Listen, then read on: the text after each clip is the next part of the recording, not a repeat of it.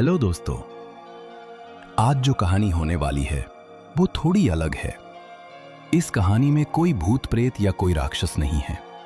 इस कहानी को बनाया गया है हमारे आसपास होने वाले लोगों को देखकर।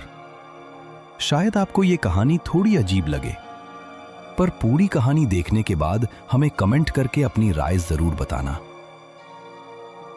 एक सुहाना मौसम था। मनोज एक सामान्य व्यक्ति था जो ऑफिस में 9 से 5 की नौकरी करता था। पर आज मनोज का मूड कुछ ठीक नहीं था, क्योंकि सुबह सुबह मनोज और उसकी पत्नी का झगड़ा हुआ। उसी परेशानी में मनोज घर से बाहर अपना गुस्सा ठंडा करने घर के पास वाले पार्क में आया था। पार्क के कोने में उसे एक बेंच दिखी। उसने सोचा, चलो चलकर वहीं बैठते हैं। क्या मैं यहाँ बैठ सकता हूँ? बैठो, यहाँ जगह खाली है। मनोज वहां उस आदमी के पास बेंच पर बैठ गया और आंख बंद करके सोचने लगा। मनोज गहरी सांसें ले रहा था, मानो जैसे खुद को शांत करने की कोशिश कर रहा हो। लगता है घर से झगड़ा करके आए हो।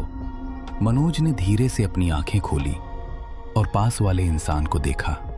हाँ, बस चलता रहता है। अब वो घर ही क्या जहां अनबन न हो। हाँ, बात तो सही है आपकी। वैसे पार्क में बैठना अलग होता है। घर में तो कुर्सी भी होती है, सोफा भी, लेकिन ये बेंच पता नहीं हल्का महसूस होता है। बेंच का फर्श दिल के ज्यादा करीब होता है। यहाँ कोई आसन, कोई स्टेटस नहीं होता। सब एक जैसे बैठते हैं। आप शायद यहाँ रोज आते हो? कभी कभी, जब घर के अंदर की आवाज बाहर निकालनी मुश्किल हो जाती है। आवाज मतलब? आवाज जो चेहरे पर नहीं, दिल के अंदर घूमती रहती है। कभी कभी ये आवाज इतनी तेज हो जाती है कि आपको अपना घर भी भारी लगने लगता है। मनोज उस इंसान की ऐसी बातें सुनकर हल्का मुस्कुराता है। दोनों एक पल के लिए चुप हो जाते हैं और पार्क में खेलते घूमते लोगों को देखते हैं। तभी मनोज को फोन आता है। मनोज जेब से फोन निकालता है और नाम देखता है। उस पर लिखा होता है, my lovely wife. Manoj phone को देखता है और कॉल कट करके जेब में रख देता है। पैसे फिर से कमाए जा सकते हैं। मनोज ने फिर से उस आदमी को देखा और कहा, आपने कुछ कहा भाई साहब? आज के समय में पैसे कमाना कोई मुश्किल बात नहीं है। बस सही हुनर और काबिलियत होने से आप कोई भी काम कर सकते हो। हाँ, ये बात तो है। अभी आप ही देखो, लोग आजकल वीडियो बनाकर कमा रहे हैं, तो कोई चाय बेचकर देश चला रहा है। मैंने भी जीरो से शुरू किया, लाखों रुपए कमाए, अपना एक छोटा सा साम्राज्य बना लिया था। फिर एक दिन सब खत्म। बिजनेस, लोग, भरोसा। और फिर सोचा पैसे तो फिर आ जाएंगे, मैं बना सकता हूं। लेकिन जो टूट गया ना, वो था घर का सुकून। जो अपने लगते थे, उन्होंने मेरी तरफ देखना बंद कर दिया। मुझे लगता है मैं समझ रहा हूं आपकी बात। इंसान दुनिया से कोई भी लड़ाई जीत सकता है, पर जब उसके घर और अपनों पर आती है तो वो सबसे पहले वहीं हार जाता है। अकेलेपन का सबसे बुरा रूप वो होता है जो भीड़ के बीच महसूस होता है। क्या आप अकेले रहते हो? मेरे घर में लोग हैं, पर मैं फिर भी तन्हा हूं। आप अजीब बातें कर रहे हो। इतनी गहरी बात पहली मुलाकात में कौन करता है?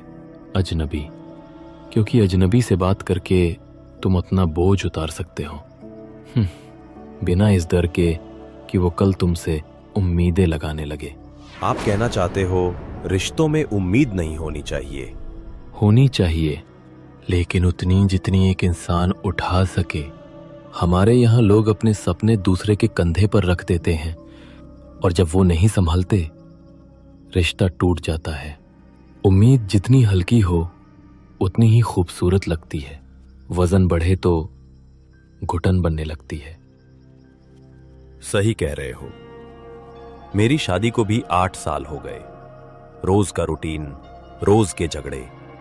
प्यार भी है पर कहीं छुप गया है। कभी कभी लगता है हम दोनों बस निभा रहे हैं, जी नहीं रहे। कई बार आप बहुत कुछ कहना चाहते हैं पर आप कह नहीं पाते, और जो कहना चाहिए वही गले में अटक कर पत्थर बन जाता है। ये बात तो आपने सही कही, और कई बार आप उसी वजह से गुस्सा हो जाते हो। बोल नहीं पाते तो भीतर ही भीतर फटते रहते हैं। मुझे लगता है हमें गुस्सा तब आता है जब सामने वाला हमारे उम्मीद से कुछ अलग बर्ताव करता है और आप कुछ नहीं कर सकते। गुस्सा असहाय होने का दूसरा नाम है, जब ना पकड़ सकते न छोड़ सकते। मनोज थोड़ी हैरानी से अजय की तरफ देखता है, मानो जैसे वो मनोज की दिल की बात कह दी हो। मेरी पत्नी बहुत अच्छी है, शायद मैं उसके लायक नहीं। मैं चाहता हूं उसे दुनिया की हर खुशी मिले, लेकिन कभी कभी उसके खामोश चेहरे में भी अनकहे सवाल दिखते हैं जिनका जवाब मेरे पास नहीं होता। उसने कभी आपको दुख पहुंचाया? नहीं, पर तुमने नोटिस किया है आजकल हर जगह अफेयर, धोखा, पैसों के लिए मर्डर की खबरें चलती रहती हैं। ये सब एक अजीब सा डर दिल के कोने में छोड़ जाता है। हेडलाइनें घर की दीवारों पर परछाइयां बना देती हैं और इंसान अपनों की आंखों में भी शक ढूंढने लगता है। हाँ, मैं भी जब ये सब सुनता हूं तो लगता है दुनिया कितनी बदल गई है। कभी भरोसा भी टूट जाता है शायद। बाहर की आवाज अंदर की खामोशी को तोड़ देती है, और फिर तुम सोचने लगते हो जो तुम्हारे पास है वो कब तक तुम्हारा रहेगा। हर दिन एक छोटी सी जुदाई जैसा लगता है, थोड़ा थोड़ा दूर जाते हुए। आप काफी कुछ छुपा के रखे हो। अब क्या ही छुपाना, अब के सामने अजनबी होकर भी सब कह दिया। बस कभी कभी थक जाता हूं। लोग मुझे मजबूत समझते हैं, पर मजबूत दीवारों में सबसे गहरे दरारें होती हैं। मैं भी, पर मैं तो चुप रहता हूं। आज पता नहीं क्यों इतना बोल रहा हूं। क्योंकि तुम भी अजनबी से बात कर रहे हो। अजनबी का फायदा यही है, उम्मीदें नहीं लगती। अजनबी तुम्हें सुन लेता है, तुम्हें बदलने की कोशिश नहीं करता। लेकिन अगर हम दोस्त बन गए तो? तब हम एक दूसरे से वही चाहेंगे जो हम घर में चाहते हैं, समझ, समर्थन, वक्त। और जब एक दिन वो नहीं मिलेगा, हम भी टूट जाएंगे। फिर तो आप कह रहे हो हम मिलने के बाद भी मिलना नहीं चाहिए? बिल्कुल, बेहतर है हम अजनबी रहें। अजनबी रहकर हम एक दूसरे के लिए सबसे अच्छे इंसान बन सकते हैं। लगता है जैसे मैं अपने आप से बात कर रहा हूं। कभी कभी एक दोपहर की बात सालों की पहचान से गहरी होती है। आपसे बात करके दिल हल्का भी लग रहा है और भारी भी। चलो, आज का दिन आपको शायद हमेशा याद रहेगा। फिर चलता हूं मैं। ठीक है, मिलके अच्छा लगा। मुझे भी। दूसरा व्यक्ति वहां से उठता है और उस गार्डन से बाहर निकल जाता है। मनोज अब भी वहीं बैठा है, लोगों को देखते हुए, मानो जैसे उनकी खुशी में अपनी खुशी ढूंढ रहा हो। वो अपनी जेब से एक सिगरेट का बॉक्स निकालता है और उसे जलाने वाला ही होता है कि तभी वो देखता है पास ही एक बटुआ पड़ा हुआ है। अरे ये क्या? लगता है वो आदमी का बटुआ यही रह गया। खोल कर देखता है, इसमें तो कुछ पैसे हैं और आईडी कार्ड भी। अजय शास्त्री, गांधी सोसाइटी, तिलक नगर। ये तो यहीं पास का पता है। चलो चलकर दे आता हूं, बेचारा वैसे ही परेशान है। थोड़ी परेशानी मैं कम कर देता हूं। मनोज बटुआ लेकर पार्क से बाहर निकलता है। कुछ देर चलने के बाद वो उस सोसाइटी पहुंचता है। वहां बहुत सारे लोग इकट्ठा हुए थे। अरे, यहां पर कुछ हुआ है शायद। इतने सारे लोग। मनोज एक आदमी से पूछता है, क्या हुआ भाई यहां? पता नहीं भाई, मैं भी वहीं देखने रुका हूं। मनोज भीड़ में थोड़ा घुसकर अंदर जाने की कोशिश करता है। तभी उसे आवाज आती है, साइड हो जाओ, पुलिस ड्रम लेकर आ रही है।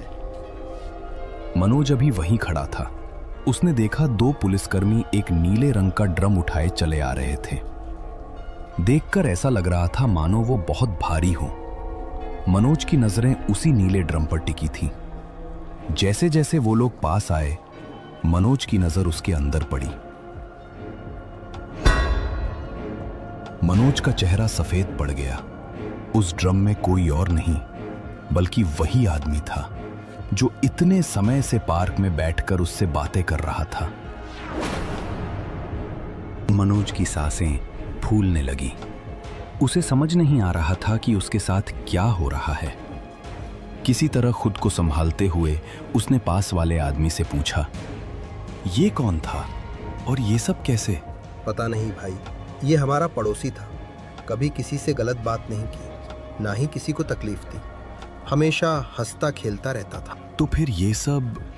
उसकी बीवी ने उसे मार दिया और अपने प्रेमी के साथ भाग गई। ये तो सोसाइटी वालों ने कमरे से बदबू आती देख खोला तो इस बेचारे को ऐसी हालत में पाया। उस आदमी को उसकी बीवी ने मार दिया, पर मैं तो अभी तो उसका वॉलेट देने आया था।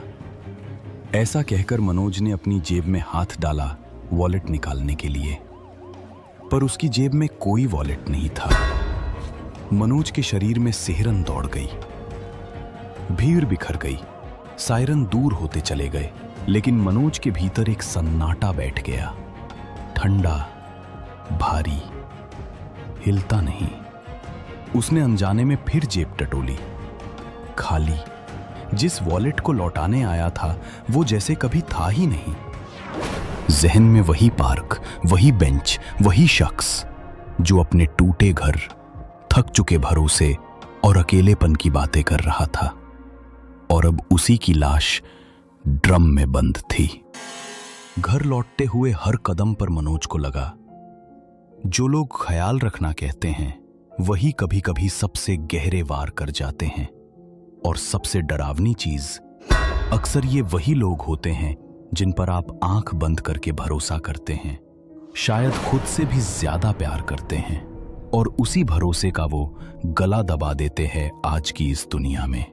इंसान ही इंसान से इतना बुरा बर्ताव करने लगा है कि हमें किसी भूत प्रेत या राक्षस की जरूरत नहीं है। शायद आपके आसपास ही कोई राक्षस अपना होने का मुखौटा ओढ़े बैठा हो। ये कहानी लोगों के दिल की बातें और हमारे आसपास होने वाली घटनाओं से प्रभावित है। हमें कमेंट करके जरूर बताइए कि आपको ये कहानी कैसी लगी।